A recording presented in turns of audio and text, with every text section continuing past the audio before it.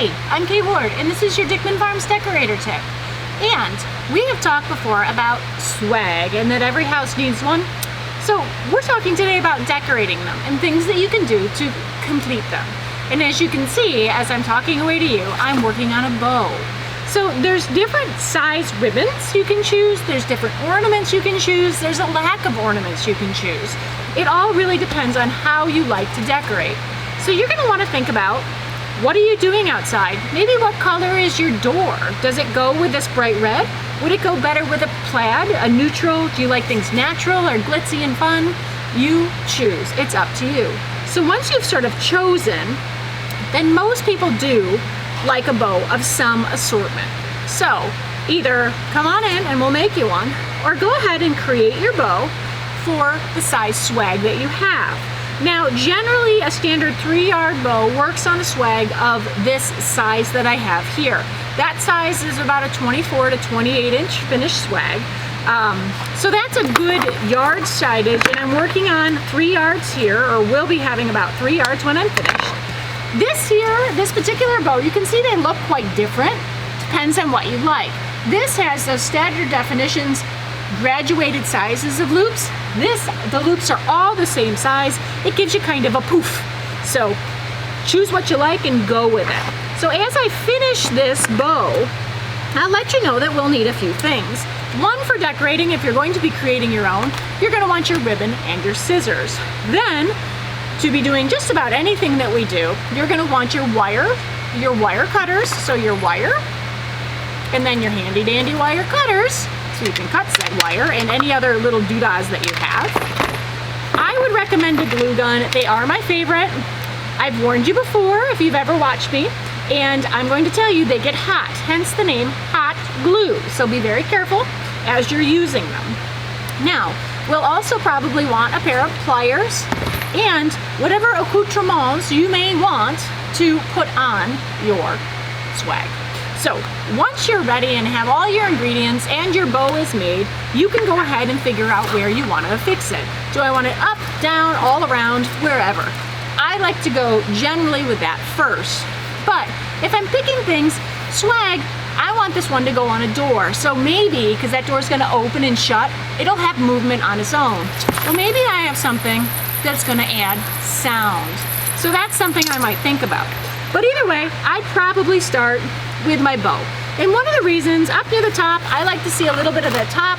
It's really simple. Our bow's not going to hold any weight, so it really just needs to be wired to the back. So wired, you push it around, and you've already made your hang loop from previous when you made it. So this is just really wiring it, cinching it down, pressing it down so that that sharp edge isn't against the door, and as it swings, creating little sharp cut marks. The other thing you could do when you have that affixed and all your wires done on the back of this is you could cheat. This is where your glue gun comes in, and you could take, and nobody's going to see the back of it, add glue to it, and you could put that glue, that little strip, right over these pieces so that you don't have anything that might hit the door. Yeah, it's ugly, but it's on the back, nobody sees it. Unless you have a glass door, and then, yeah, don't do that. So, anywho, now we have our bow, right? So there's our beautiful bow that we've adorned here. And then what do I want to do with it? The reason I start with the bow, we like to start with the bow, is because then we can see where things are around the bow. So that said, the next thing I might pick, I want to pick my biggest base pieces and work outward.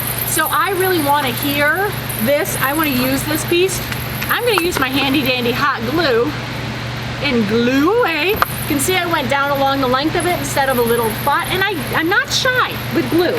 But I want to kind of shove and hide this, so I'm going to actually move that piece up in there. I'm going to hold it for a moment, and then I'm not going to touch it for a second.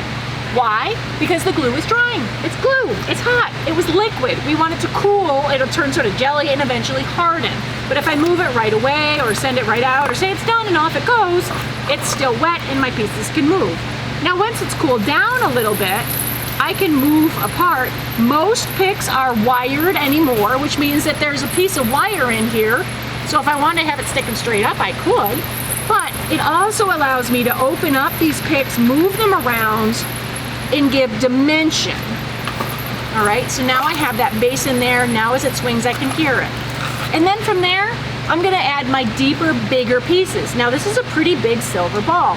Maybe it's too big for my piece. So I might not choose to use those. They might be bigger than I like in here. They look a little heavy. Whereas had I wanted them in here, this is bigger, I could nestle them a little bit more. We really don't want it to look like things are stuck on it. We want these pieces to be in it, to be a part of. Now the cool thing is, you can use brand new things as you're collecting or previously enjoyed, like this particular one. But we're not gonna use those, as I said, so we're just gonna, over they go. We don't need those. But this one, I like this size. So I might choose to start here. And again, you can see I've used this on something else cool before. That's okay. I didn't like it, I took it off, I kept it. So I might find, where do I want it? Well, I kind of want it in the middle. I'm gonna move it and I'm gonna nestle. Now, one of the reasons we nestle those pieces is because we get more ratio of glue contacting these needles, getting down in it, then it's not stuck on, it's sort of nestled in, which gives me a better adhesion. The same thing goes with things like pine cones. Don't just do this. Really get it on there. Maybe get it up against these a little bit, figure out where you want them.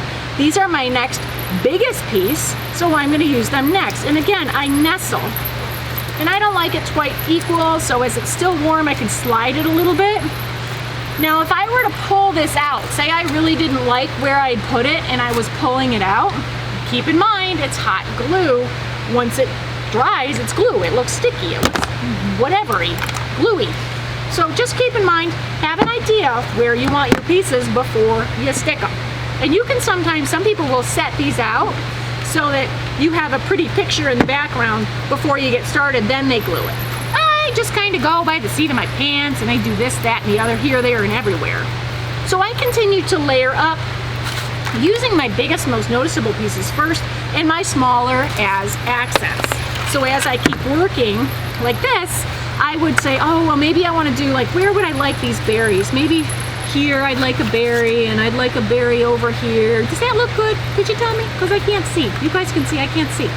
So where would I like those berries? How would I like them to work? Every once in a while, remember to put your tails down, because you remember your tails are going to be in the way. Maybe you got something you kind of liked when you started, but yeah, I don't like those anymore. They don't look good to me in my finished design. You're welcome to change it as you go. But long and short, you just keep going until you decide you're done.